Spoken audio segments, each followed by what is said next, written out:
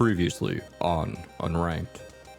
Every major AAA game that's come out this year, you've been like, which one should I play? And I'm like, you should really play this. You should really play that. And you've played none of them. None of it. I took off tomorrow, next Thursday, and then from the middle of the month till the new year. But I didn't tell everyone here that I've done that. So I'm still going to get the care coverage, but be down here working and not working. Yep. So I will be doing some, I don't know, you guys pushed Alan Wake pretty hard, so I feel like that's what I'm going to do.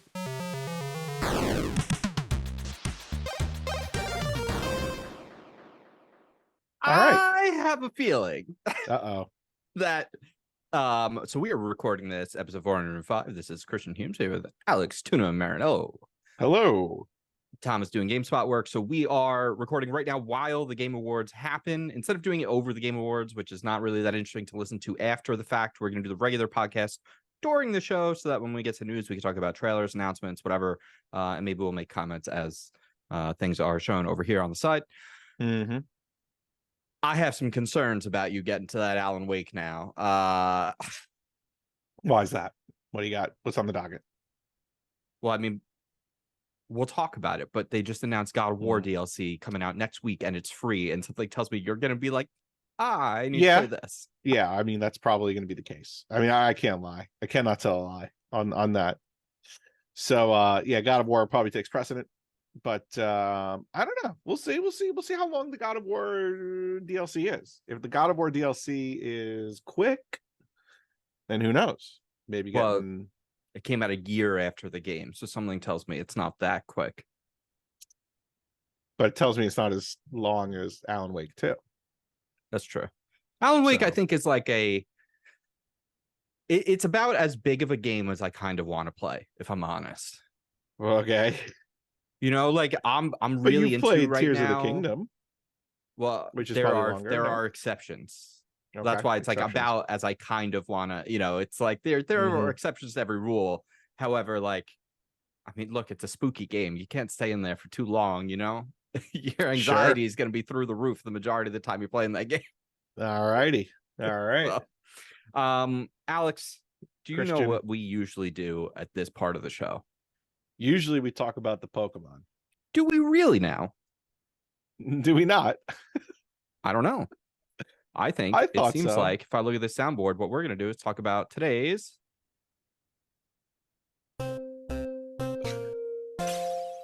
Pokemon. So I learned recently there's like a 1 second or more delay from when I click the sound to it starting, which is why every time I'd be off and then I'd double click it and you'd hear it start and stop. It's just on a delay for some reason the first time I use it. So today we are talking about the 405th Pokemon. Which means we have a new feature here with our Pokemon where we're going to be adding it to the current list of Pokemon. Oh, that's right. Order. So we're going to have to find a slot for it, but we'll do that at the end of the Pokemon discussion. Alex, who is today's Pokemon? It's Luxray, one of my favorites. One of my favorites. Luxray. So this is going to probably, since Tom is not here to shoot it down, I think Luxray is going to make a nice high appearance on the list when we are. I mean, I'm going to be pushing for it. The reason why I love Luxray, number one, it's a cat. All right. Who doesn't like cats? Okay. Right. I know you're not going to argue with it. Number two, his hair on his head. I guess it's he there because it's he and she. It's fine. It's fine. It's all right. We'll do it's Pokemon hair. are a commodity. You know, you literally that's true. Their them. Property. Yeah, that's true. That's true. But I didn't want to just say he because apparently, according to this, the gender ratio is 50-50. So it's not like it's 80-20. That's perfect 50-50. That's better than humans. Humans right now are like 51-49. Yeah, it's perfect 50-50 for Luxray. All right. So its hair is very reminiscent of Super Saiyan hair. So for me, that's a big plus. Okay. And I love the design on his legs, on his front legs, where there's the yellow stripes on his legs, and his eyes also look freaking awesome. The red with the yellow, it looks just really sweet. So I'm going to add to this a little bit, if you don't mind. because I agree with everything you've said here. Okay. I'm a big fan of the blue and the black. You know, a lot of the Pokemon that are electric, we're usually just seeing like it's a lot of yellow, which I always thought was weird because lightning is usually actually like a bluish white. You know, Sure. The hair being up. What I like about Jolteon's cool, but the thing with Jolteon is Jolteon doesn't look like something you want to pet. Also, Jolteon's early doors in terms of the design. It's a good design though. But this still has the like sort of spikiness where the hair's going up because of the static electricity, because it's an electric Pokemon. So the fur, but it looks is, you know, like it's lifted. So I like the way that the design is kind of taking that in mind. So I would say, right, because I'm looking at Jolteon now, I'm looking at Luxray. Jolteon's hair looks like it is stiff, really stiff, and it will hurt if like the points of that hair will hurt possibly if you try to touch it. I think they're like barbs. Yeah, Luxray, on the other hand, looks like you've just slicked it back with some gel. Like it's not going to hurt you. It probably is nice and fluffy. It doesn't look like it would be that painful. It's got a little less jolt to it, at least on its head. Yes, at least on its head. Yes, maybe its tail looks a little bit spikier, but I mean, Luxray kind of looks like Sonic, a little Super Saiyan. Oh yeah. So it's great. It's also reminiscent of like a lion. Yeah, it's a fantastic Pokemon.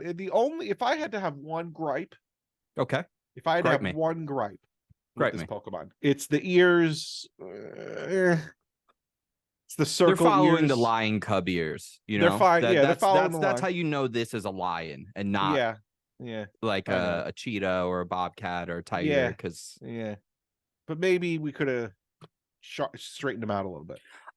I'll say this. Consider this for a moment, right? I don't even know if you need the ears. Imagine get rid of the ears. How cool this Pokemon might look. No, then it looks like Shadow. That's true. It would look like Shadow. It doesn't look like a cat at all anymore. No, it would look like Shadow if we took the ears away. You're right.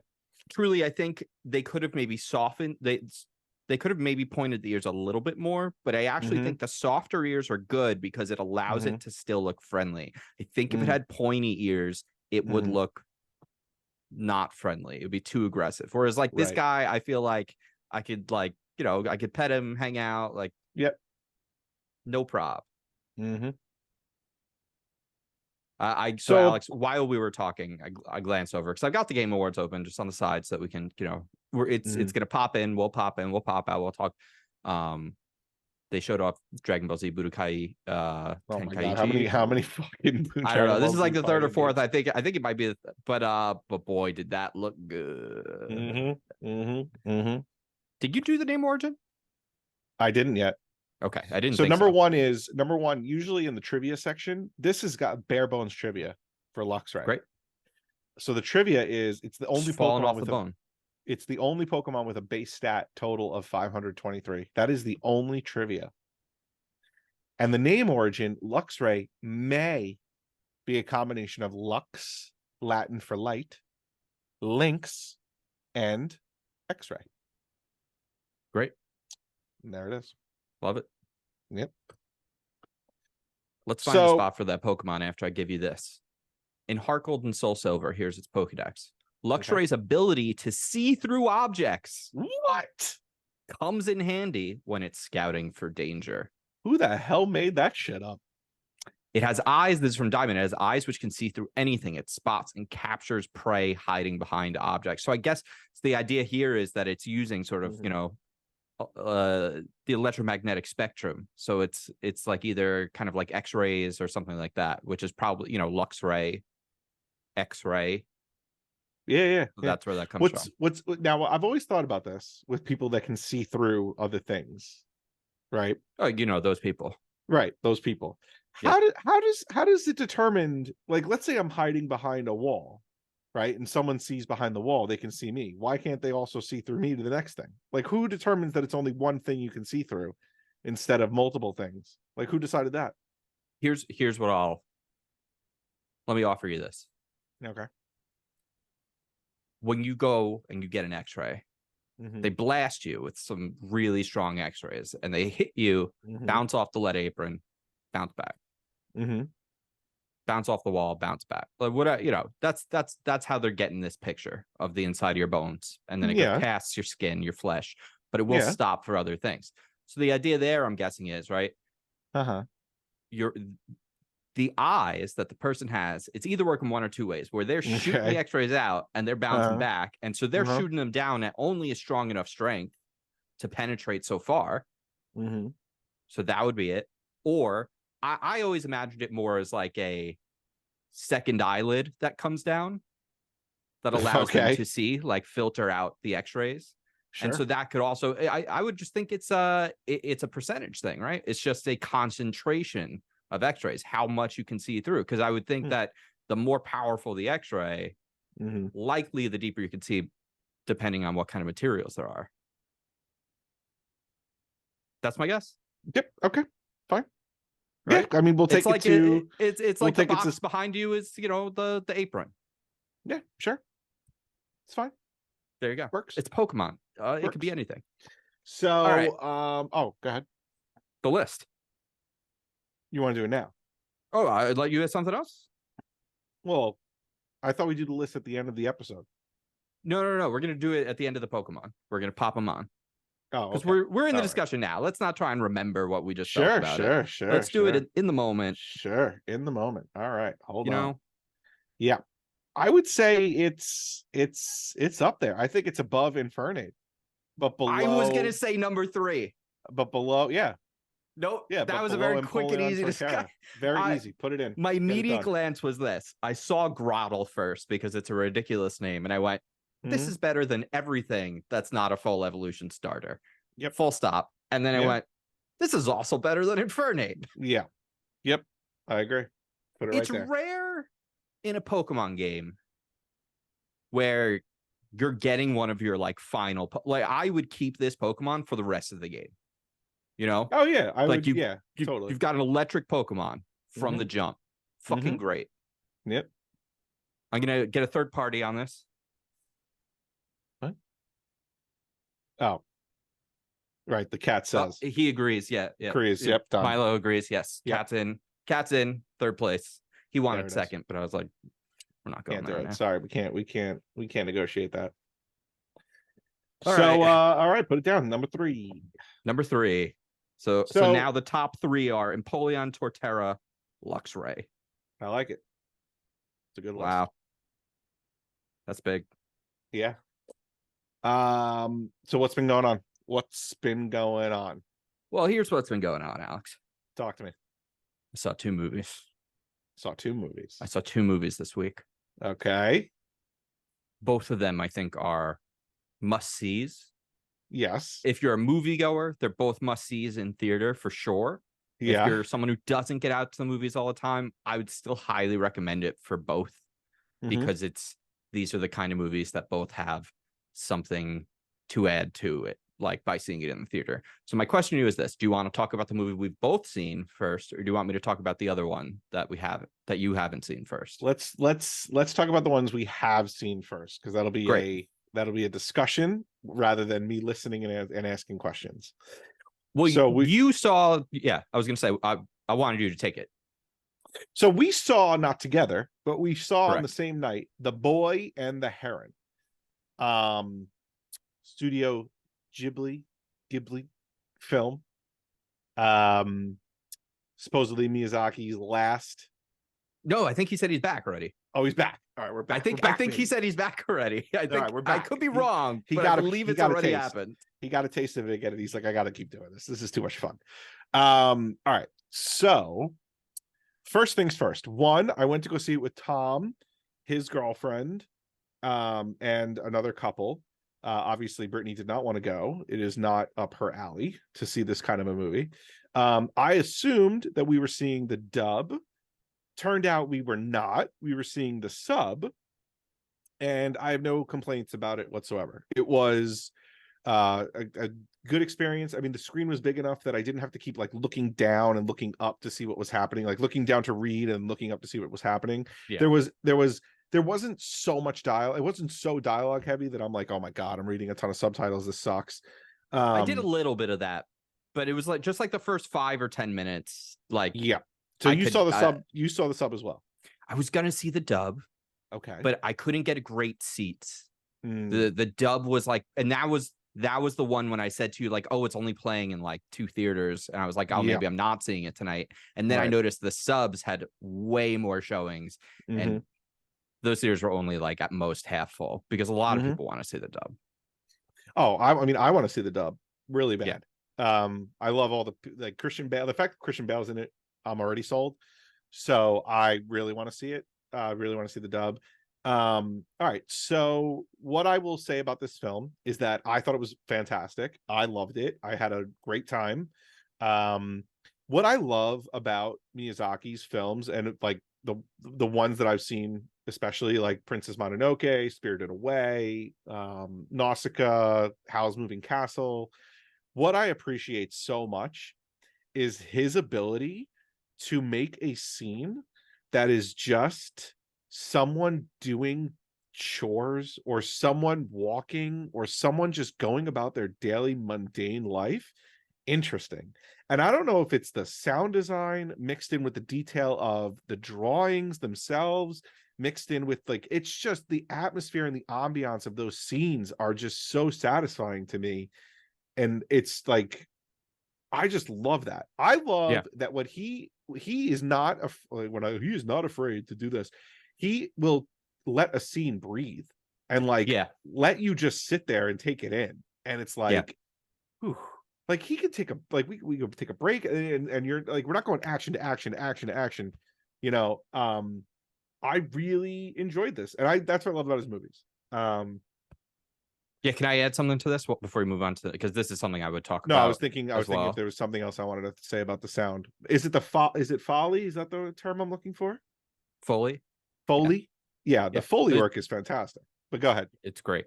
No, the first 15 minutes of the movie, that's all I could think about was same. The ambient design of the movie. And it feels like such a stupid thing to even have to talk about, but filmmaking has changed so much over the last 2 decades where everything cuts faster, everything has to move faster, the story has to happen quicker, like because you're expected to like have to explain things, you're expected to like have everything like people can't just like sit and exist in movies like the way they used to. Like you don't get to just like be in that world. And part of that used to always just be like a level of craft with either the cinematographer or in this play, you know, the animators of being like, no, what you're looking at is the art. Like, so it's not just the story. And I think a lot of this has to do with a lot of poor media literacy and basically just an industry of terrible internet critics in places like CinemaSins and other garbage things that it's so like stupid. I just feel like most YouTube critics are so far now removed from creating anything that's not criticism that they don't even understand what they're talking about anymore. And they don't know the difference between like art and and what a lot of things that are today. That being said, it made me so happy. It feels like an older movie from another time that was made today. The story is very simple. It reminds me a lot of God, it's so simple. Yeah, it's so good. But it's so good. Actually, hold on. Going back to what you were just saying, there's one, I mean, this happens throughout the whole movie, but there's one scene that I thought of in particular where, no spoilers, but the boy is sitting at the top of the stairs and he is watching something that is going on at the bottom of the stairs. And then when that's over, he gets up, crawls over to his room, opens the door slowly, goes inside and closes the door. Right. And I remember and then that was the end of the scene. And I was thinking in my head, like, the time from when he gets up and crawls over to his room, opens the door and goes in, most movies would cut that piece out. They would be like, we don't need this piece. What is this piece for? So like, just cut to the next thing. It's done. We'll just keep. But I was like, no, like you're getting the chance to think about what just went on and kind of take it in the way that he's taking it in, what he saw and the way he's feeling. So it's just a great, I mean, like the thing is, I don't want to spoil anything because I really want people to see it, but the story is relatively, you know, what's really funny? I didn't know which war we were in for a little bit. I kind of thought it was World War II, but I wasn't 100% sure because they were cranking the car. Remember the scene they were cranking the car in the beginning? So I was like, wait a second, cranking the car. Isn't that like World War One-ish? Yeah, but technology is different everywhere all over the world. Yeah. Just think So I about didn't know how that. quickly it changed and adopted. So I didn't know that. So once we actually find out the date, obviously once you see the cockpits that are being made, the glass cockpits, the glass cockpits, I was like, okay, I definitely know what this is. Yeah. And I wonder if he's working for Subaru. Honestly, I went in blind. All I knew about this movie was the name of the movie. I did not know anything else, and I'm glad I did. Same. We both have that. The only thing I saw was the poster with the Heron, and that's it. Yep, that's all that I saw. I did not see anything else. I'm curious, and then I'll share. Did the first turn of the movie, was it very different than what you expected? Because it was for me. It was for me. It was completely because I had no idea what this was going to be about. So all I was given was the boy and the Heron and the picture of the boy on the poster. So I was like, okay. And then I had a feeling it would take a turn, right? Because that's almost every movie that I've seen of his takes a turn. Yes. But I did not expect it to take the turn that it did, and it was surprising and enjoyable. I don't know if you want to if we want to say spoilers now or no. Not why don't we do it in the post show? Okay, we'll do post just show. talk about. We'll so just overall free. Themes. So overall themes. Not overall themes. Overall feelings for me were just loved it. Had an amazing time. I really want to see it again, in the dub, and I just really love this guy's movies. I'll just turn them on sometimes. They're just like feel good movies too, and they're so interesting to watch. So hell yeah. I know I'm gonna spoil this. Tom thought it was top 3 movie. So, but he said that straight out, and we all looked at him. Top 3 Miyazaki Ghibli movie. or okay? Ghibli, thank God. Ghibli. Thank God. Ghibli. Tom has one of the. I love the guy. It's one of my favorite people in the world. Yeah. One of my favorite people in the world. Yeah, always got to put that. He has one of the worst cases of recency bias. Oh, it's unbelievable. We walked out that theater. We walked out of the theater. He said that, and then the guy that we were with and I looked at each other and we go, already? You're already in the it's already done. That's it. Done. Top 3 finished. I'm like, dude, I liked it. I loved it actually. But for me, and I don't know if this is because I don't know if this is because it's just the first one I saw, but Spirited Away for me is still my favorite one. Sure. Followed actually by Howl's Moving Castle. That might be my favorite. I also really like. It's so good. That one's good. Princess Mononoke is Howl's Moving Castle and Princess Mononoke are the two that I go back and forth with.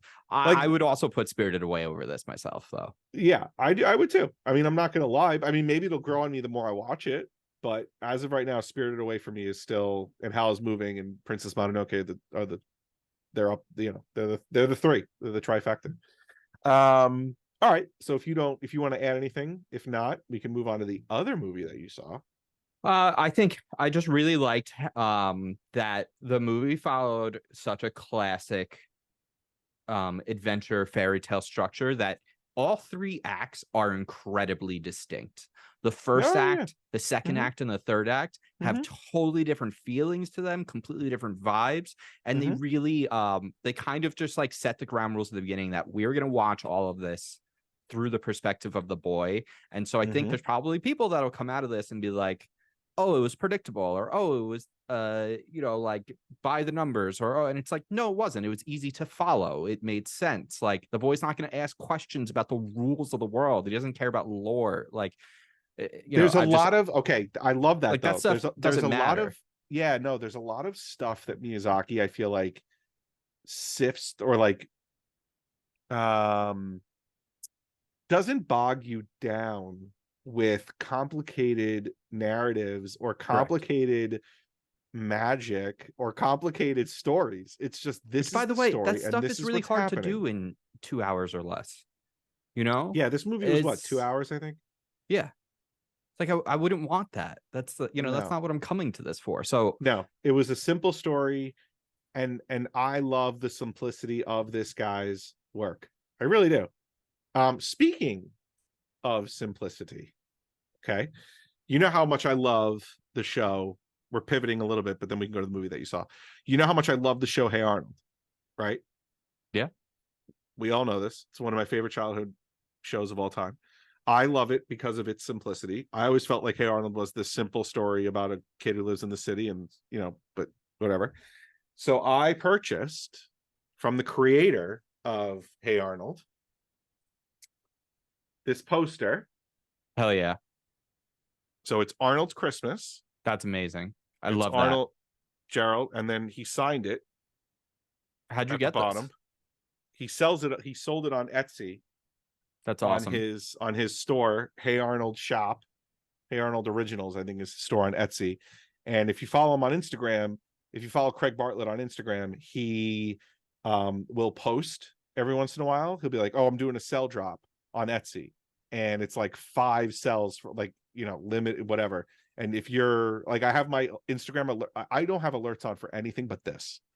Yeah. And he just posts, and I like went to and grabbed that one because some of the cells that he sells, CEL that he sells, go for a lot of money. Especially the ones he does. He goes between eBay and Etsy. So on eBay, they sell for like $600 something. On Etsy, they sell for like $300. This is different. This is a poster. He did this. Yeah, this is a print, not a sell. It's not a sell. What he did was he did 20 of these last year, and he only sold 20 of them last year. And then he sold another 20 this year, and I got number 28. And he says he's only going to sell 100 of them over the next 5 years. So I think he's going to do 20 every Christmas for the next 5 years. So yeah, It's great. Yeah, no, I can't wait. I'm going to get it framed. I'm like excited. Like the paper it's on is like really nice too. It's like really nice paper. That's awesome. So, I love that for you. Yeah, I personally, I'm of the opinion, because I don't have, like obviously I have like my Lost figures, but those are like most of the only like things I would classify as toys. I guess you could also count like Lego, but like I mostly want to collect things that are like replicas or models or like signed or original things, which means I'll get far fewer things now, but but they'll be more expensive, but they'll be way they'll care like Well, so yeah, go ahead.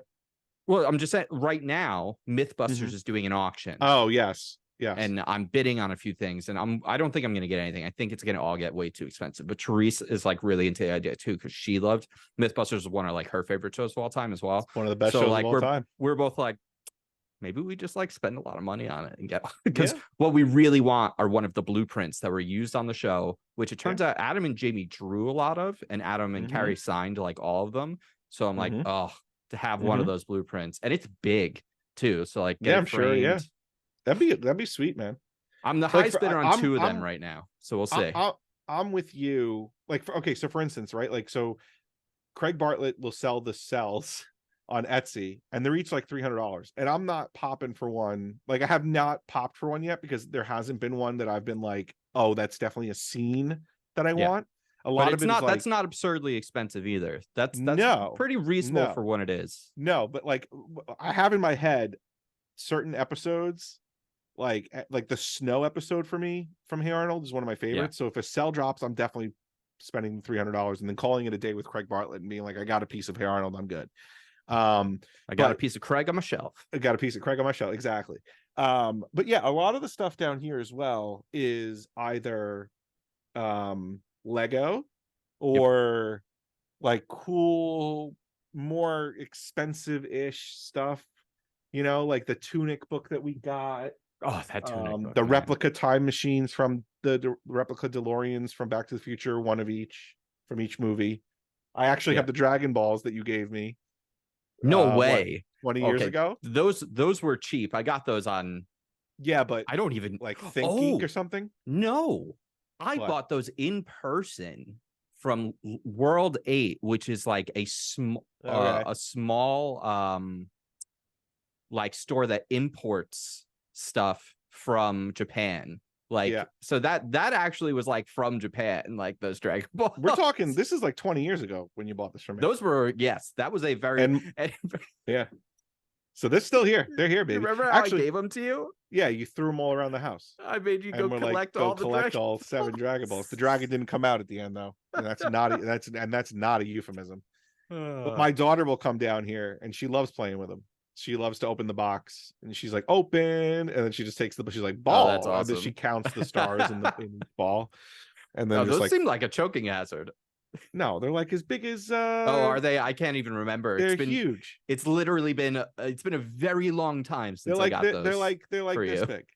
Okay. This doesn't work for radio. This doesn't work for podcasts, but it's like 3 inches. How do we get this on radio? I want to put we should make one. You know what I actually was thinking? At one point I was thinking like, how sick would it be if we could put our podcast on vinyl? And then Stuff You Should Know did it. And I was like, that seems really expensive, actually. Yeah. And someone else has done it. We should make an episode that's non-time relevant, right? So it's like a bonus only episode. That's something I've been thinking about.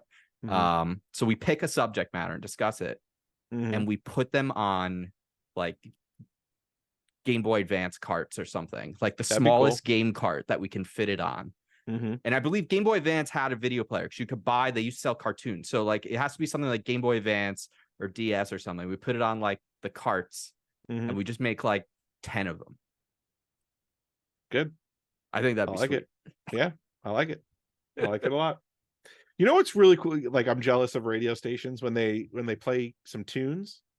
Right, because I feel like when you play a tune or something, you get to like take a little break, go get a drink, come back. Like I feel like we should maybe institute that, but we can't play music. We should compose our own music. All right. So what was the? Well, second... I can. You know what we could do? Because we should get like a new remix of the intro anyway. Now that we do like the other stuff. Yeah. And I should get them to make a specific because I'm using a song that I had for our side quest. For the like previously on background music, I should get something made for that instead. So we could actually get like a loopable waiting thing and be like, let's take 5. We'll be right back. Let's take 5. We'll be right back. I'm gonna go. I'm into that. I think taking 5 halfway through this thing would be great. Taking 5 because I'm really thirsty right now. I think that would be great. I really want to go grab a Spindrift that is sitting in the fridge. I'm really thirsty too. So you go grab a Spindrift. I'm gonna go grab a Spindrift. We'll be right back. We'll be right back.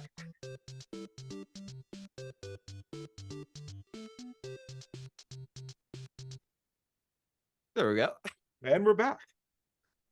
All right. So what was the second movie you saw? I went out and I saw Godzilla -1.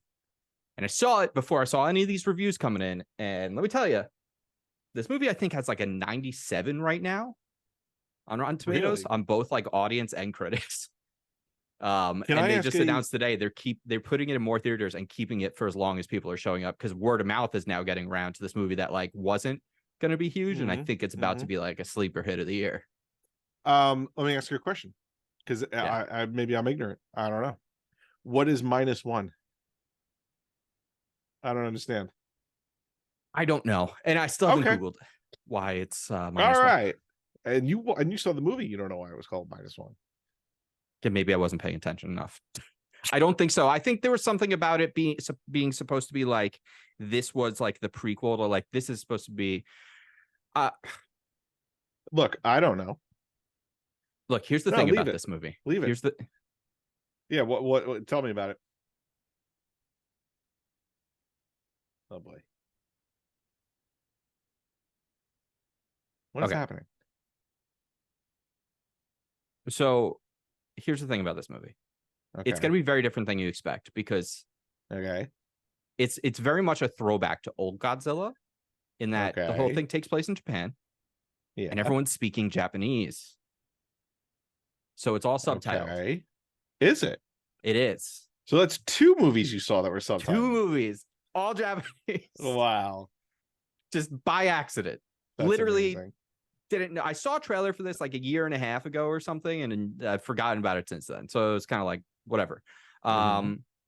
This movie, the easiest way I can tell you what it is that it's Jaws with Godzilla. Okay. They remembered how to make monsters scary with this movie. And the way they did that was by not making it about Godzilla and by making it about the people. And the story with the people is so fucking good, Alex. It's so good. It's so classic. Like, I think we're entering a throwback era to Spielbergian times of movie making. You just made me try to think of like the last movie that I saw that was about a monster that like was good. And the only thing that can come to mind right now is Cloverfield. I can't really think of anything other than Cloverfield in recent memory that I was like, oh, this is a monster movie and it's actually really good. I totally agree. That was the last movie. A movie that I saw in theaters. Because I would also say The Quiet Place was pretty good too, but not about one I guess monster. that counts. I guess that does. But The Quiet Place is more of a horror, I feel. And it's also not about like one, like it's kind of like the same thing with zombies. Like I don't count. Like we're talking about monster movie, right? One monster movie. Jaws, Godzilla. And you know what? Cloverfield's a good thing to bring up because the thing that made Cloverfield work wasn't just the found footage style. If anything, that hurt it for some people. It did, I think, actually make it really interesting for that movie though. But it was the story, like you cared about the people, like they made you get to know the people before the event happened, and like you didn't even see the monster most of the time. You were just following, and this is very similar to that in a lot of ways. And so that's why I don't really want to say much more than that about it, because a lot of people I think don't even know a lot about it. Word of mouth seems to be like really making its way around, which is why they're making decisions to like more heavily promote it and stuff now and keep it in more theaters. But it's great. It was really, really, really good. It shot up my list of movies for the year. Probably still not the best movie I've seen this year. That's probably still Barbie. That's still Barbs. Barbie was really good. Still Barbie was really, really, really good. Where does Oppenheimer fall on that? I mean, look, Oppenheimer's really well made. Okay, yeah. There's a but there. Well, because look, it's all subjective, right? So then it just depends on how I'm quantifying this discussion. So if I'm quantifying it by like, for me, what the best is, it also includes like which ones I enjoyed the most, and which it's also going to include things like what I definitely want to watch again. I definitely want to watch Barbie again, and I've seen it a bunch of times. I definitely want to watch Godzilla again. I don't know if I need to see I'll watch Oppenheimer again in like 5 or 10 years. Maybe like it's a 3-hour movie. It's like about a serious subject matter. It's not fun, right? But, like it was like it's like history. So it was very well done. It was a great showcase of a lot of important history, and the acting was superb, and the writing was fantastic, and the sets were good. But I don't need to see it again. So I'm not. It's not gonna, But I do think you should see it. There it is. That's just how I feel about it, It's a 3-hour movie, man. A long time. The movies are too fucking long. Movies are too fucking long, man. Yep. Yeah. Let's check in with the Game Awards. Okay. So Alex, they got rid of the world premiere voice, just so you know. What are you talking about? It's gone. So remember, like before, whenever like they would go world premiere. They announced they're like, we're done with the world premiere voice. I'm like, oh, that fucking sucks. Actually, world premiere voice is great. Yeah. They found it confusing because it was like, what was the world premiere? Like, it's like, oh, this was the world premiere of a trailer, but this was the world premiere of a game. This is the world premiere of DLC. So it was like, what are we doing? Oh, God. So run through it. As of right now, here's some news coming at you. Or should we let's just kick this can for a minute, because there's a lot we could talk about here for pretty much. I mean, this is our Game Awards show. Let's just talk about Walkabout mini golf, and then we'll go into news and do this, and we'll just stay there. All right, people. So Chris and I have been playing Walkabout mini golf, what we're calling the Grand Tour. We have been playing all of the courses, and the way we've been doing it is we've been playing them all, the front 9 on easy, and then the front 9 on hard for each course. We have now hit the halfway point with an asterisk because Meow Wolf just came out. So we need to play that course to actually be at the halfway point. And I can report to you now that after halfway through the Grand Tour, Chris and I are tied in the number of courses that we each have won. We each have won 18 courses, and then we've tied the remainder. But I don't even know what the 8. We've tied 8 courses.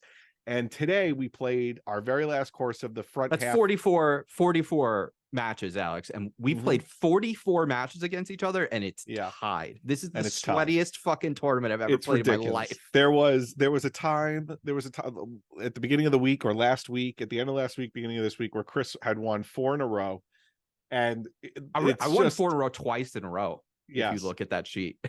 Yeah. And that was won debilitating like for you. It was. So Chris caught up, and then he was ahead.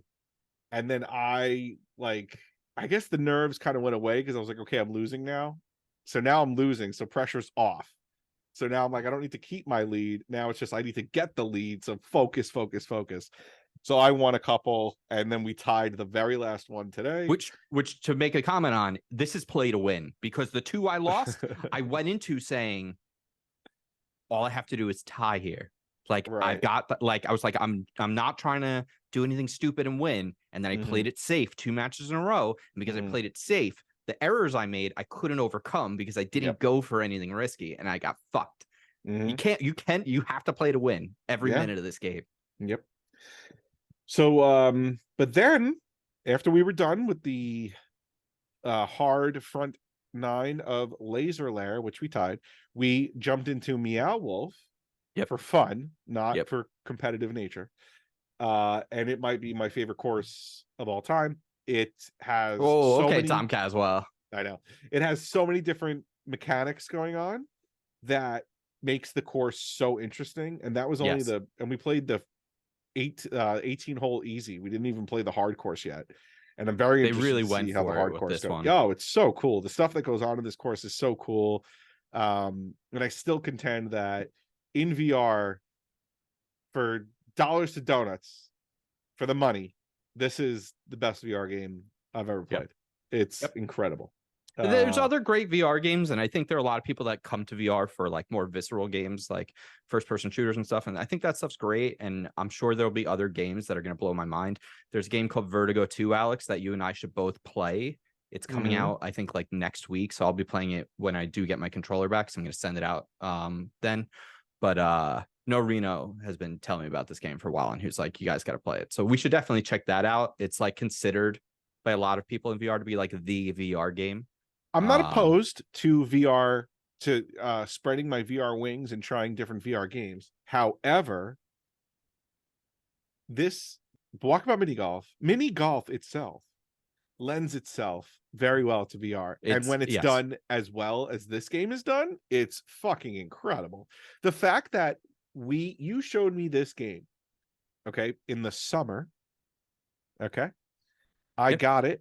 I went out and bought a PlayStation VR, and we are still playing it today. And the fact that we're going to still be playing it, I guarantee, till the spring, at least summer, probably. I don't think that we're going to stop. I feel like this is our new, this is like going to be like Halo or Smash. It's fantastic. We will stop playing this because something else came out. And not because we got tired of this. That will be when this game finally slows down. And that's probably, Alex, when the next like Smash Brothers or something fucking comes. No, this is such an easy game to just jump in, play a course or two. It's just so good. Like if they could even come out with I don't know, like very hard versions of each course, or reimagining of all the courses. I actually feel like they're missing a step of like normal, because they have easy and hard. Right, they do, yeah. Like, but it's just so it's just so good. Just throw on a mirror mode. Throw on a mirror mode. Yeah. Anyway. The other thing Chris and I did was Do you want to talk about some of the mechanics in it? I mean, we don't have to worry about spoilers here. Like, that's true. Yeah, so Meow Wolf does a couple things that it plays around with. I feel like each hole there's like something different.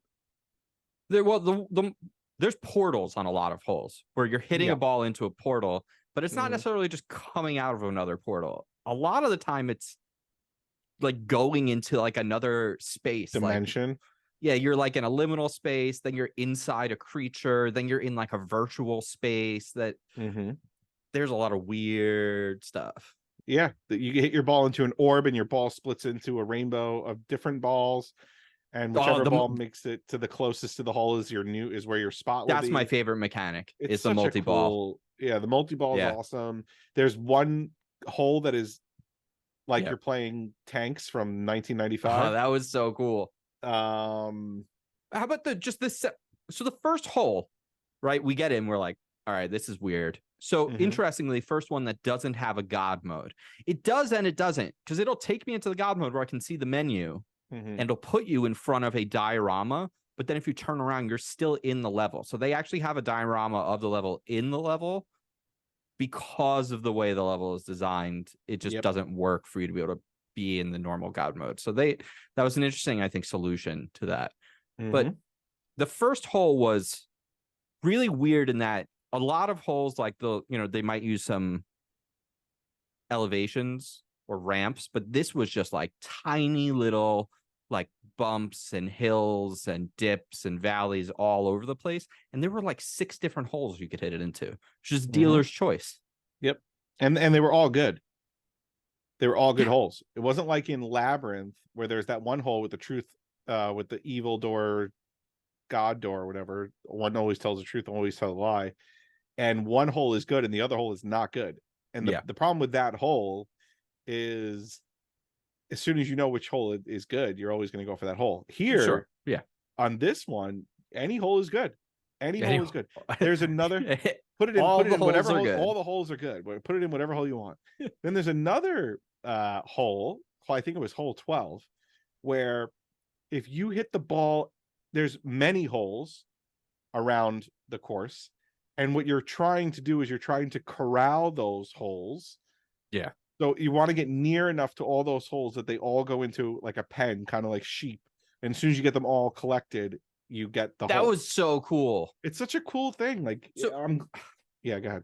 What I was going to say, so the first hole is the many holes, and then the second hole were like the many holes.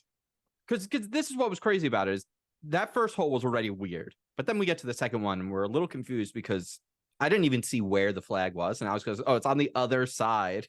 Like it was really far away and there was a pond separating us. But I noticed that the outside of the lily pad we were on was like a ramp. So I hit it off of it, landed on it perfectly, which I was surprised by. And you were like, oh, so this is just regular golf now, like, which is what that was, which was pretty cool. Yeah. I still think, Alex, the funniest thing they could do in that game would be to make one course that is just regular, like a giant course size. That would be hilarious and amazing if they made one actual golf course. I hope they do it at some point. But then something crazy happened when you went, which I didn't even see. So you should say. Yeah, so I hit the ball. I didn't make it to the other side. It went in the what I thought was water, but it really wasn't water. It was like air. It was whatever. No, it was a lily pad. It was fake water. It was fake water. A lily pad appeared with my ball on it, and I could hit the ball from where the lily pad appeared from. So it wasn't like I lost my ball, and I missed again in the lily pad. Yeah, and it just happened again. It was great. That was so cool. We did not see that coming. Yeah, you have to go experience this course if you have VR. It is fantastic. It's amazing. So much fun. They let you preview it, by the way, because when I first loaded it, I forgot to buy it, and it lets you like preview the course, like, and try it out before you buy it, which is awesome. I mean, you'll buy it immediately. Trust me. Yeah, it's $4. Yeah, like, give me a break. Now we haven't gotten the club yet, so we don't know what it looks like, and we haven't found all the balls. These are these balls. Some of the balls were hard to find, so we did find enough to unlock the hard course, but we did not find all the balls. But still, the course was so much fun. You know what was one of the best funny surprises in that course? What?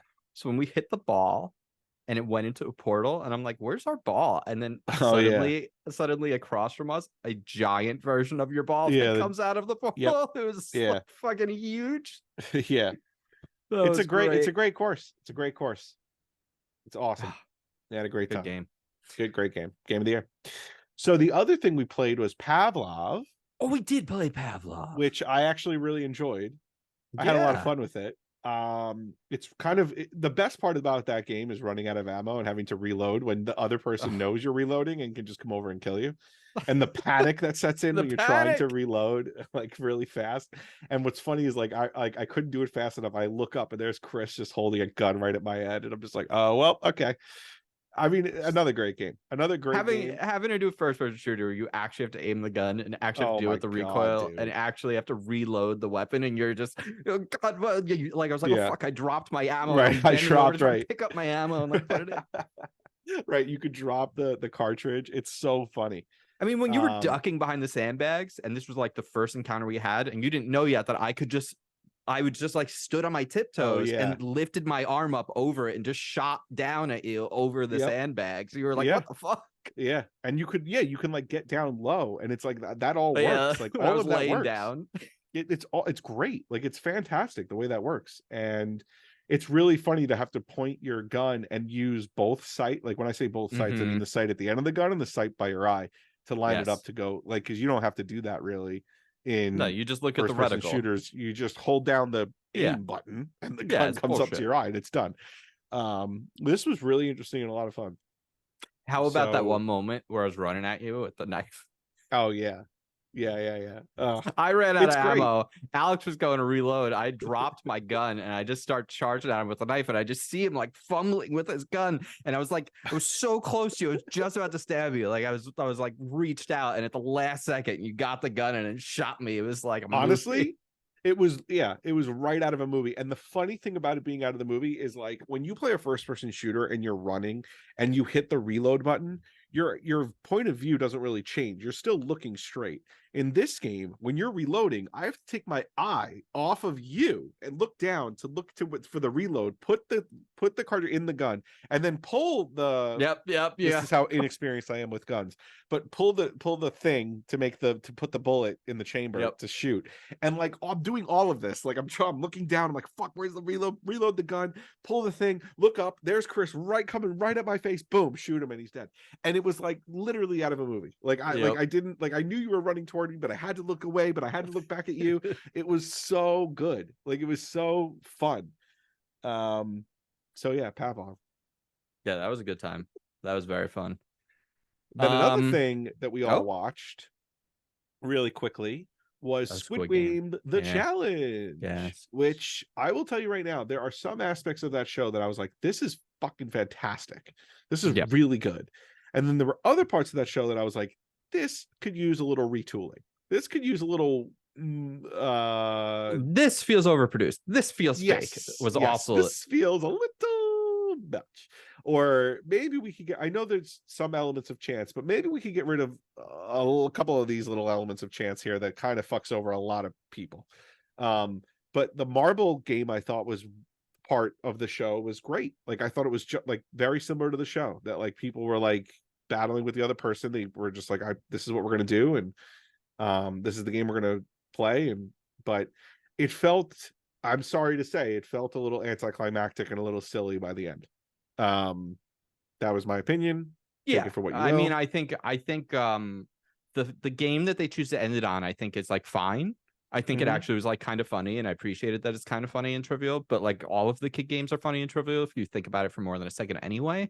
But they overproduced it to build tension for some reason when it should have just been like a one and done thing. I think it would have been better if it was just one. Like if it was just one, it would have. So, but again, this is just there were a lot of I think mistakes made on the production end that kept this from being like an all-time show. That being said, they've got for season 2. They've got the criticisms. They've got the write-ups about like the nightmare that apparently was the production as well. I don't know if the smart move here was actually to do 456 people. Yeah, I feel like do 100 people. 100 people is fine.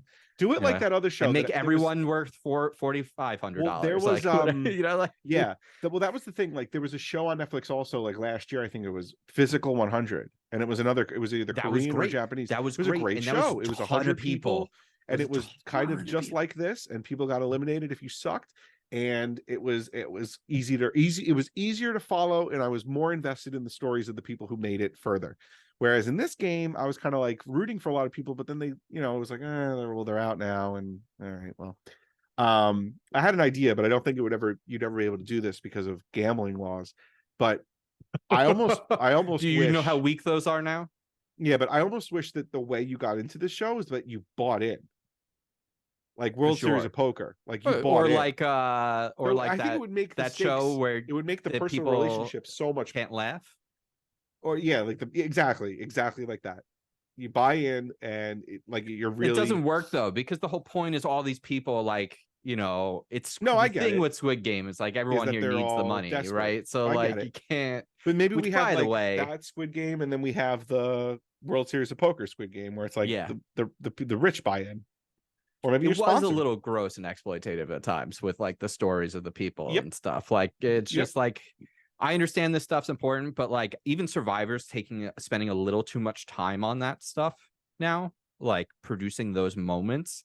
And I feel like we've kind of lost the thread on the competitive part of the game, and we focus too much on everyone being the winner has to have a traumatic life. Yep. What's happened? Mm-hmm. Well, I don't know. But it never used to be like that. We got to get away from that. We got to get away from that. I think. And it's in every reality show you see now. I think it permeates through everything now. It's in all art, and it's just I'm sorry, I understand life is bad for a lot of people, but also don't people sometimes want the idealistic escapes also as well? Not everything needs to be trauma porn. Yep. Some things can just be hey, some people are going to succeed. Some people I wish with the mole, right? I don't need to hear the backstories of these people. I just want them to play the mole. I want them to play the game. It's fine if it happens organically, but but I'm saying it's so inorganic now. You don't need to but it almost feels like sometimes you get an episode that is literally about a contestant and their life, and every tribute, and then the challenge, they win the challenge, and it's okay, this challenge that they won, this is the episode that we're going to put in. This is the problem with data. This is the problem with data, because data has caused all of these shows to be made for the same audience. They find data points that tell them you want to do this, you want to do that, and it's making everything feel the same. Annoying. No, it's totally annoying. Well, yeah, but it's annoying because it's making everything feel the same. Yeah. Although I will say this. Did you see the latest episode of Survivor? Yeah, What? You didn't think the latest episode of Survivor was good? Oh, I thought it was fun. It seemed really good. It just seemed like it was the really obvious thing that was going to happen. I think if you watch the first 5 minutes of the episode, you could guess what's going to happen, and then guess what? You were right. Yeah, but I would say that overall, this season has been one of the better ones of recent memory. Yes, I really do think that the shorter season really hurts the show. Yeah, you're able to tell more. You're able to do more. What do you mean? You can tell more of a story in an hour and a half. No, I think the shorter season, I think, hurts the show. I think moving to 26 days really hurts the show. I think it really hurts the show. Oh shit. I don't think it needs to be 39 days. I think sometimes they got a little extreme with how emaciated and hurt people were getting, but there was something to the length of the show that, having to survive and cause people people made more mistakes, whereas now everyone's still so sharp. We're down to the final 7 and people are still sharp-witted. People are still on top of their game, and usually when you're down to the final 7, people are fucking run ragged at this point in the game, and I don't know. I think I think old Survivor's better. Oh, 100%. But I feel like this season has been a better one than recent seasons. It has, but I think the best, I don't care who wins anymore, is I guess what I would say. I have no dog in this race anymore. Yeah. Is how I feel about it. That's fair. Whoever wins now, I'm all right.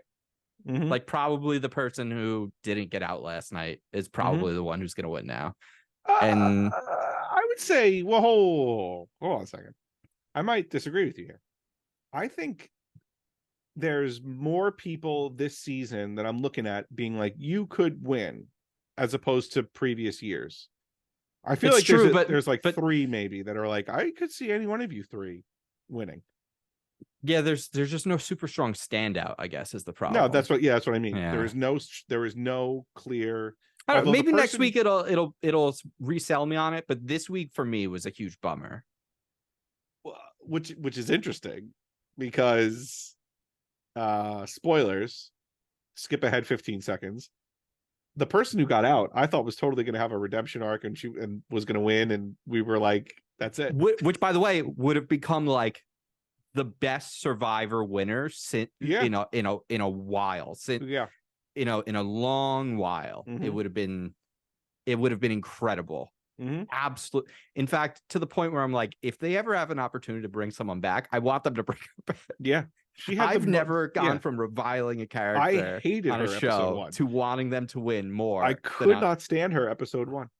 Could not stand her episode 1. And this is why I'm like, cool, you got rid of the most compelling person on the show. This sucks. Yeah. Fair enough. All right. Game Awards stuff? Yeah, let's go and talk about the Game Awards. Alex, how do you feel about some Game Awards news? All right, so there's some stuff happening right now. Okay. With the Game Awards. Oh, what is this? What are they showing off here? Oh, okay. Oh, all right. Oh boy. There have been a lot of trailers and things shown off at the Game Awards, and we'll talk about the GTA trailer after we talk about the Game Awards stuff, I guess. Okay. But here's some. Let's talk about some of the winners that have been announced that are like actually interesting. First of all, it's not interesting. Esports. When they announced the winners for the esports categories, even the audience didn't even like want to pretend to care, which was I thought just it was so funny. I feel like esports is really on the downs and the outs, and I think that's great. Best family game, Super Mario Brothers Wonder won. I think that's great. Yep, sure. Best VR game, Walkabout Mini Golf's not listed. Technically didn't come out this year. It only came out on but I agree it should be there. Resident Evil 1. There. I don't. Yeah, sure. Fine. Best debut indie, Cocoon. I think that's great. I gotta play that game. Best audio design was Hi-Fi Rush, which I think is very good. I thought that was a really fun game. Now here's something that's going to maybe resell you on getting into doing Alan Wake while you actually have the opportunity to play a big game. Best art direction, Alan Wake. Best narrative, Alan Wake. Oh boy. So those are like 2 big ones. Best game direction and game of the year haven't been announced yet. So those are the only other 2 that really matter. So we'll get back to those when they do. Just move this over here so that I can try and keep an eye on what's happening. They're showing some new game off right now. Well, what else have we missed? Oh. Is this? Wait, Alex, what was that pirate ship game that never came out? What is this? The pirate ship game that never came out? Yeah, it was like from Ubisoft, and it was at E3. Oh, yeah. And like Black Sails or something, maybe? No, that was Assassin's Creed, right? Black Flag. Oh, Black Flag. This is but they're finally showing this game off after years of showing it off. And I mean the visual graphics, Skull and Bones, February 16th. Skull and Bones. 3-player co-op. 3-player, okay. You, me, and Tom, the boys are setting sail. Here we go. Woo! We're on the cruise. And then now they're showing off some other new. This has been basically just E3 for the winter. Bethesda's showing off. Okay. So right now they're showing off a game from Arcane, the people that made Deathloop and Dishonored. Let's not talk about Redfall. Hopefully this is something good. I'll keep it over on the side. And I'm going to send you a link to your phone so that you can look at the same list as me. So that way you can like thumb through any of these trailers. Just scroll down to the bottom of this page. Yeah, you sent me this. Oh, I did. I didn't. Oh, I did. You're right. Okay. So Brothers, A Tale of Two Sons. Alex, this is from our main man, the guy that made one of the best video games we've ever played, It Takes Two. He had made this game previously, came out on the 360. They're remaking it, comes out this February. I'm very excited for it. It didn't say anything, I think, about online. It had local, but so the local was weird though, where like you were supposed to like share, I think, like 2 different halves of the controller. I'm not 100% sure. Fuck. Holy shit. Well, the people that made Deathloop are making Marvel's Blade. Whoa. That's fucking cool, dude. That's fucking cool. I'll play that. Hell yeah. Oh shit. Hell yeah. I'll play fucking Blade. I don't really care about seeing a Blade movie, but I'll play a Blade video game. So the guy who made Inscription? Yes, Pony Island 2, which is a sequel to Pony Island. I gotta play Pony Island. So it's called Panda Circus. Yeah, we should both play it. In fact, Pony Island, we should both play it. And then another game that we both played this because you got this, right? Case the Golden Idol. You played. Oh, loved it. Absolutely loved it. You didn't finish it, did you? I did. Oh, I didn't ever finish it. Yeah, I liked it a lot. I also played the DLC. Oh shit. Yeah. Well, this is going to be one of those like Netflix games, so you can play it on your Xbox, you can play it on your Switch, you can play it on your phone. I'm excited. It looks great. I think the update to this, like, it looks like it's painted. The graphics look nice. Because I will say, as much as the pixel art style was good for that game, because it's probably what they could make, I do think like the investigative part was like a little hampered at times with the pixel art, because there were some times where I was like, what is that I'm looking at? Because the fidelity wasn't the best. This looks so nice, like the visuals, so that's really exciting. Harmonium doesn't look like something that's going to really matter to either of us. Same thing with Thumper. Now, Windblown, Alex. I think you should take a look at Windblown. Windblown? Yeah. Blown wind? Yeah. What I will also do is play God of War Ragnarok Valhalla free DLC coming out December 12th. That looks fucking amazing. Yeah. Where's Windblown? I'm going in order from bottom to top. I got it. Yeah, I got it. I want those Furies obliterated. Newest game from Dead Cells. What did I just say? Furies. Windblown is the newest game from Dead Cells developers. Ooh. Yes. So I was obviously excited immediately. Wow, there's a lot of stuff that's being. Man, I'll tell you this: 2024, not fucking around. 2023 was like one of the best games, years in games. So the 2024 looks to be stacked already with, at least for indies. This seems to have that kind of Hades, like top down look to it. But I really like the cartoon. I wonder if they're going to have animations like this throughout the game, or if this is just for the trailer, because the animation of the cartoon is very cool. You played a bit of Dead Cells, yeah? Yeah, a little bit. Good game. It's a good game. Let's talk about World of Goop. I wasn't sure if you'd remember this game. I remembered it. I loved this game. I played this on the Wii, and then they came out with it again on the iPad. And this was a great iPad game, because like grabbing the goo pieces and attaching them and stuff was like, honestly, I'm kind of hoping that, I'm assuming it should be that this will also be a mobile, because I think that's actually the best way to play this is with the touchscreen. But what a fun game. Also a weird thing to just show up, I think, at the Game Awards. Yeah. Neither of us are big Persona guys. If Alex was here, if Tom was here, he might, he might care. They have Captain Falcon up on stage right now. Who? Or Sweet Tooth. Who the hell is Sweet Tooth? The new Captain America. I call him Captain Falcon. Just because, Falcon, Captain America. Got it. Captain Falcon. Well, when you said Captain Falcon, I was like, why is F-Zero? No, that's fair. It is the Game Awards. Why Yeah. Why is Captain Falcon on there? Yeah. Look, they have F-Zero 99 HD 4K remake coming out. I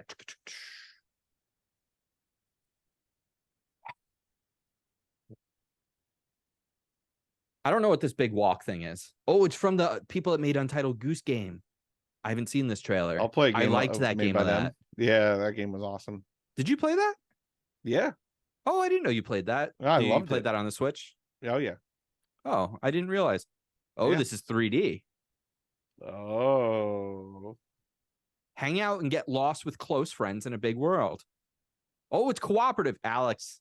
It's a co-op exploring game. Oh, perfect. That's what we need, baby. This is 2025, but this looks super cool. This looks very cool. I'm into the idea of having just a game where you just walk around and just find stuff. Yeah. And it's not like combat focused or anything. It's just like fuck around and find out what's happening. Not fuck around and find out what happens when you fuck around. Hellblade 2, that's a cool game. You'd probably, I think, really like it. I think you should play it next year when it comes out. It'll be on Game Pass. So, all right. Now let's talk about the game you want to talk about. God of War. God of War. God of War. Did you watch the trailer? DLC? No, I did not. Click play on it so you can talk about it while it's happening. All right. I don't know. Cyberpunk 2077 just won best ongoing game. The awards are, I gotta say, if you actually look at Game Awards, they're already insane. Like the titles that we give awards and the genres, like trying to fit games into genres now makes it all seems kind of like bullshit. Silly. Yeah. That's why we're gonna do our superlatives, which I think it's like, look, this is nonsense anyway. Let's just make it nonsense. All right, you hit and play?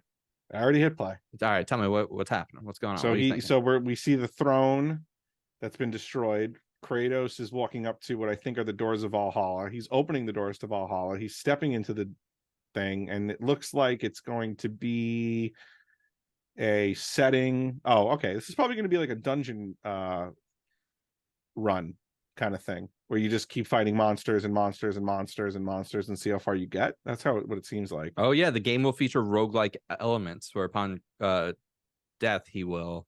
Okay, so you've got a roguelike dungeon fighter, Alex, to get through in Valhalla. That's pretty cool. I love that. That is pretty cool. It's kind of like the last DLC for Zelda, if you remember. I think it was the last DLC for Breath of the Wild. It was a 50 level dungeon run, and then at the end you got like a really cool one hit kill weapon. So looks sweet. Excited.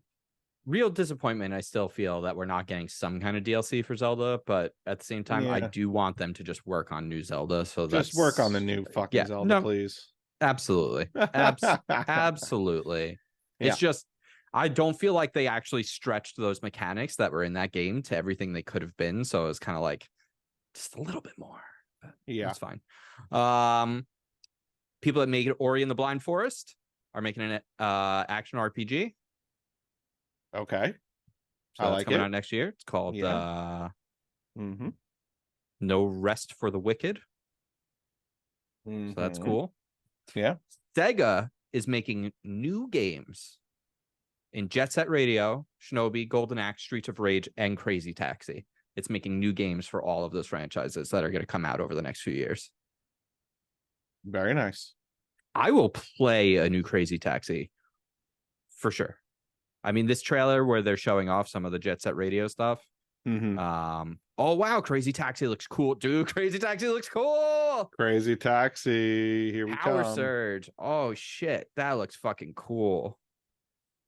Over here on the Game Awards, some wild shit's going on with like a Robot Man. I'm guessing this is maybe some cyberpunk thing, or a brand new project from Lightspeed. I had to go back because we were talking about this while it was happening, so I missed it. Here comes a brand new game.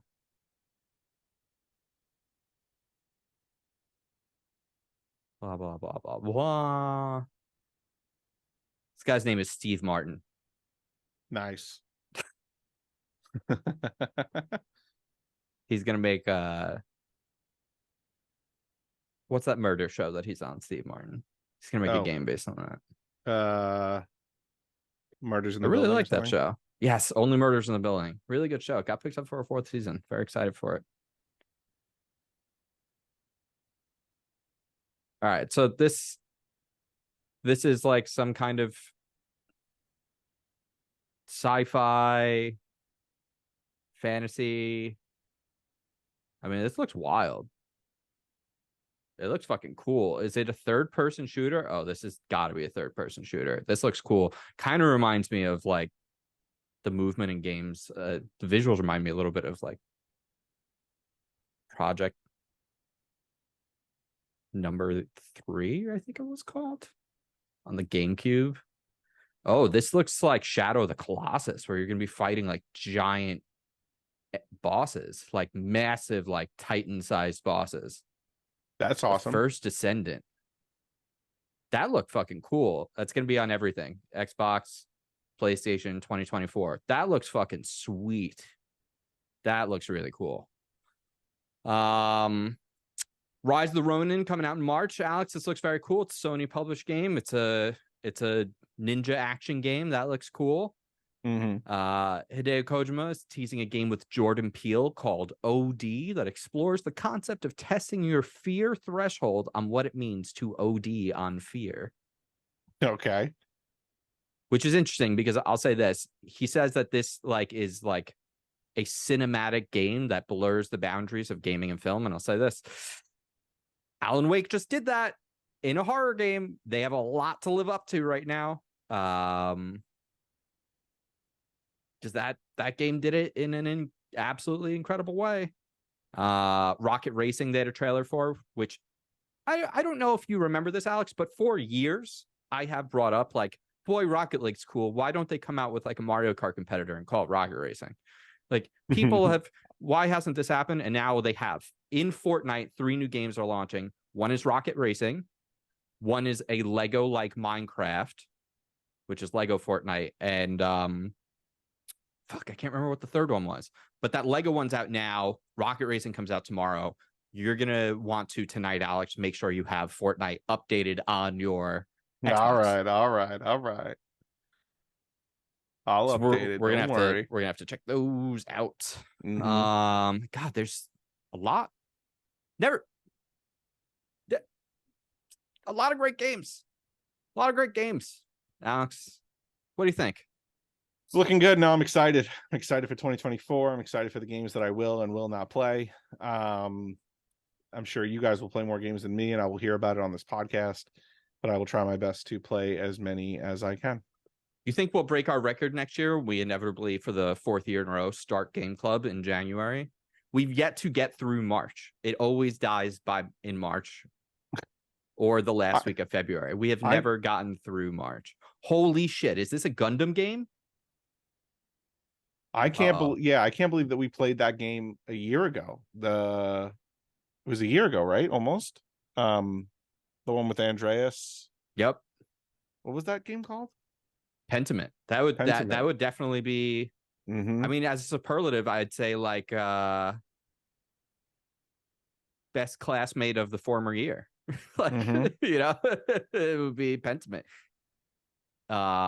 Is this Armored Core? And it just looked like a Gundam game. Like, it's hard to tell. You would probably like that Armored Core game. I think it actually looked pretty awesome. I think we're about ready probably to talk about GTA, but it's tough because like more shit's going to keep happening and it's kind of just like weird to go back and forth, of course. I mean, there isn't a ton to talk about with GTA that hasn't already been said. Oh, I don't know. I mean, we haven't even talked about about it at all. You know, Mecha Break. It's a brand new, just standalone mech game. Okay.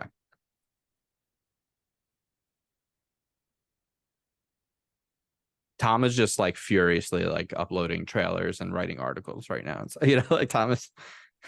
I like Alex, it is hard to like do our normal podcast and like pay attention to this at the same time. Can you imagine just like your Tom, like just like fucking, he's probably got like all his screens open, his laptop and his PC, and he's just poor Tom. Breaking Marvel's played some. I don't think he does the tweets anymore though. I think he does like the TikToks and stuff. Yeah.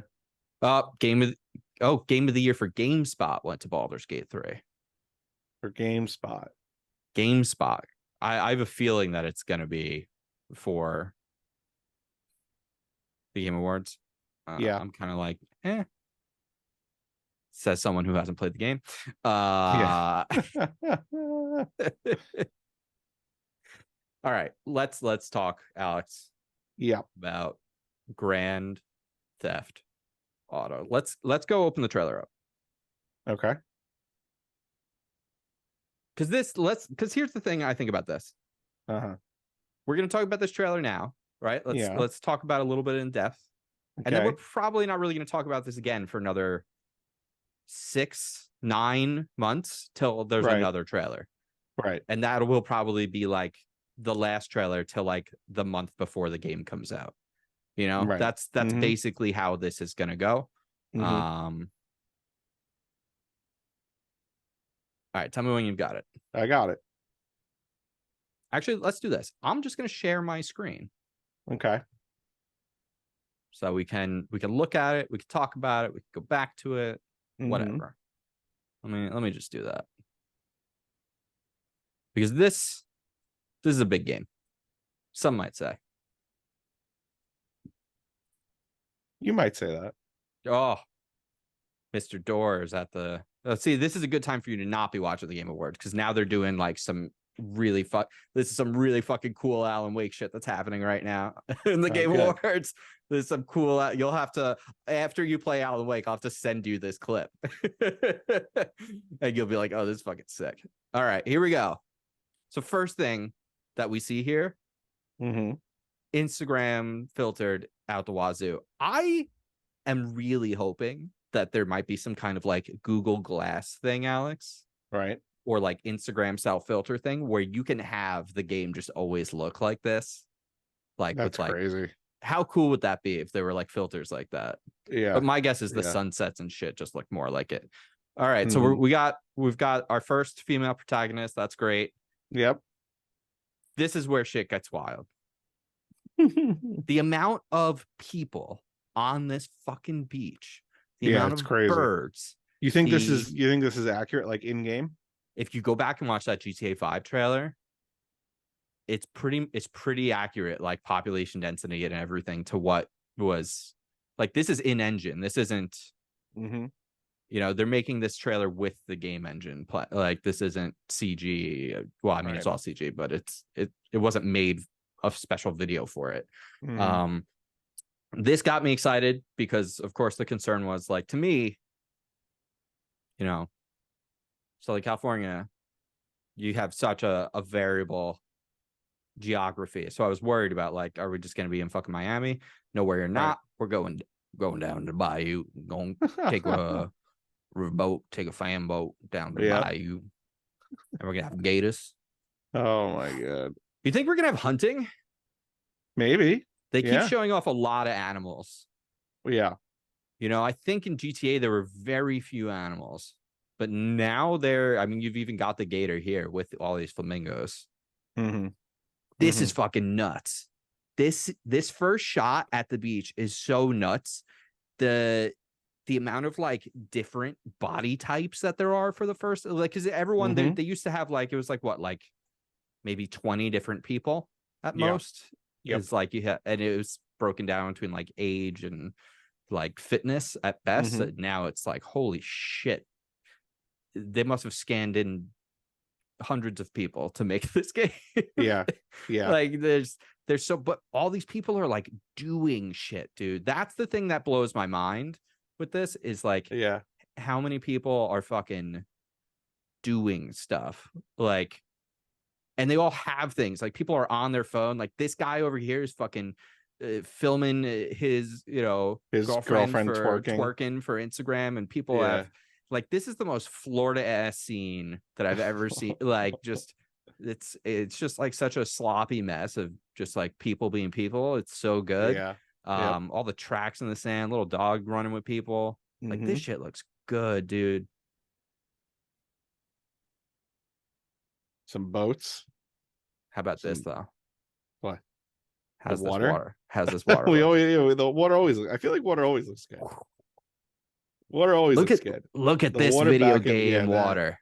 Yeah. You can see through it. I know. Looks good. Looks good. I mean, we don't need to go over every detail, but here's some of the wild shit that I'm excited about. The strip.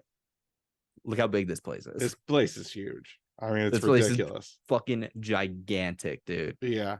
Yep. Yeah. This place is fucking huge. Oh. I can't wait to get into one of these planes. Also, like seeing people notice, like in a lot of the roofs and decks and balconies, like actual apartments and people on them now. So like you'll be able to like go on and in places. Yep. Which is kind of nuts. Yep. The animations, Alex, are out of control. And then this is the last thing, and this is the thing that has me really excited, is all of these like POV cams that look like TikTok videos. It was like there was the police body camera. Here's like a TikTok video. Here's like this shit is, I think, the thing that actually has me optimistic about this story, because I have been saying, which I feel like everyone's kind of felt the same way, like, how do you parody anything anymore? Right. And I kind of think that they don't have to. They're just gonna make a good story. And watching this trailer and watching these two, like the small moments of story with them at the end there, I think what they're going for now is less of like, we're trying to make heat. We're trying to make like a old school like robbery movie into a game. And now they're trying to do like, we're trying to make like a Breaking Bad or like an HBO style show into a game. Yep. No, I'm really excited. I'm very really excited. Very excited. The first place we go into, Alex. Yep. If we're able to throw someone, like if we're able to feed someone to a gator, that is gonna be, like we knock over the convenience store, grab the guy. I want us to be able to like, so in Red Dead Redemption, one of the things you could do, because this game is clearly following up a lot from that game. That game had a lot of like insane animations and physics, which based on the twerking in this game, they've put the same amount of time into. But my guess is some of the cool new mechanics in Red Dead Redemption will also come over. And one of those was when you were like fighting someone, you could like tie them up. You could like in Red Dead Redemption. Yeah, you could tie people up, wow. and you could like tie them to your horse. That's pretty cool. You could like drag them around and shit. Or you could like throw them on the back of your horse, so like capture them. I'm wondering if we'll be able to like tie people up and shit. Because if we can tie someone up, throw them in the bayou, I'm gonna live over in the bayou. No, that'd be great. Be fantastic. Fantastic. I'm keeping abreast on the Game Awards here. They're showing off another new game. I think this is some payday thing, because they said from the creators payday, but it might not be. It just might be. This definitely looks like some kind of payday stuff. Let's see if, man, I'll tell you what, this is a long ass Game Awards, because this started at 4:30. Oh my god, seriously? Oh wait, 4:30 your time. Yeah. Oh, you're like 6 hours? Jesus, this is a 6-hour show? No, that would be wild. Skull and Bones is coming up February 16th. No way. I got that Avatar game and I started it. It's very cool. It's very cool. Yeah, I just wanted a new game to play though. I'm not this isn't a game you need to go play. You need to play Alan Wake. Okay. I'm glad to see what God of War was, because now I feel like God of War is not something you need to rush to play, now that we know it's not a big narrative story and it is just like a dungeon crawler. Den of Wolves. This is a game called is Den of Wolves. It's a game, Alex, that's developed by 10 Chambers and made with Unity. denofwolves.com. Den of Wolves, baby. Alex, you don't know the classic franchise Den of Wolves? No, I only know Dances with Wolves. Oh, I'm not familiar with Rebirth. Hmm. Oh, I've never seen that movie. Me neither. We should just do one night for Unranked. We'll watch Dance with Wolves, and we'll record a commentary for Dance with Wolves, and we'll release it. We're gonna release it, Alex, on a cassette tape, and we're gonna hide that cassette tape in a store somewhere, and someone will find it, and they will go to play it thinking it's like, I don't know, some retro like Backstreet Boys cassette tape. But actually, like halfway through the first song, we just start an episode of the Unranked podcast, and it's us talking about Dance with Wolves. Beautiful. I think it would be funny. I like it. Don't have a whole lot left here to do or talk about. I mean, we're just kind of waiting at this point for the final game of the year to show up. So I don't know about you, but I think because we're doing this, early, so that we can talk about the games, why don't we go ahead and... Oh, so I did tell you this off the show. So, so I mentioned to you, like, before we started, I was like, oh, I got to play the Previously On. And you were like, oh, I thought you might have missed it. Like, I didn't get to it for some reason. Right. No, of course not. But we haven't been doing the outros as much because Matt's availability was low. And when I did it, it just isn't as fun. Like, I think that joke only works when it's another voice because of the fact that it's not real. Mm-hmm. Like, because the stuff was kind of mostly made up. Like, if we were actually saying what's coming up, then that would be a different thing. So I think the way this should work is something like, all right, guys, we're going to be back next week with another show. So what you can look forward to in 406 is our next Pokemon on the list. Alex, you're going to be starting Alan Wake, maybe? Maybe. Don't hold me to it. God of War is not a narrative, we are going to try. I mean, hopefully you'll get to try, but I know Tom and I are at least going to check out the Lego game. So we're going to talk about that. We're going to talk about Avatar. We're going to reveal what the current score is in our Walkabout Mini Golf Grand Tour. And we'll catch up with Tom. But until next time, stay unranked. Suck it!